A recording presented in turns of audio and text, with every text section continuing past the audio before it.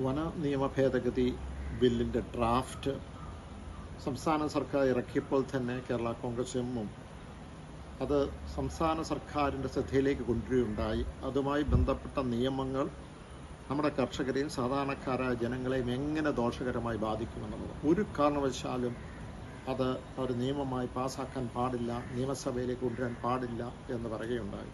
ഇതനുസരിച്ച് ഒരു നിവേദനം നേരിട്ട് മുഖ്യമന്ത്രിക്ക് ഞാൻ തന്നെ കൊടുത്തു. അതിനുശേഷം കേരള കോൺഗ്രസ് എമ്മിൻ്റെ പാർട്ടിയുടെ ഡെലിഗേഷൻ മുഖ്യമന്ത്രിയെ കണ്ടു. ഓരോ ക്ലോസും എടുത്ത് അതിൽ ചർച്ച ചെയ്ത് അതെങ്ങനെയാണ് ദോഷകരമായി കർഷകരെ ബാധിക്കുന്നതെന്ന് കൃത്യമായി എക്സ്പ്ലെയിൻ ചെയ്യുകയുണ്ടായി.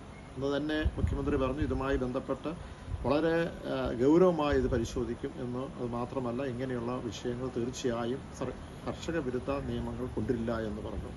ഇപ്പോൾ മുഖ്യമന്ത്രി തന്നെ വാർത്താ സമ്മേളനത്തിൽ സംസാരിക്കുകയുണ്ടായി. ഈ ഭേദഗതി നിയമം കൊണ്ടുവരില്ല. തീർച്ചയായും അതിൽ വലിയ സന്തോഷമുണ്ട്. കർഷകർക്കെതിരായിട്ടുള്ള ഇങ്ങനെയുള്ള നിയമങ്ങൾ അത് ഉപേക്ഷിച്ചതിൽ ഏറ്റവും അധികം സന്തോഷമുണ്ട്.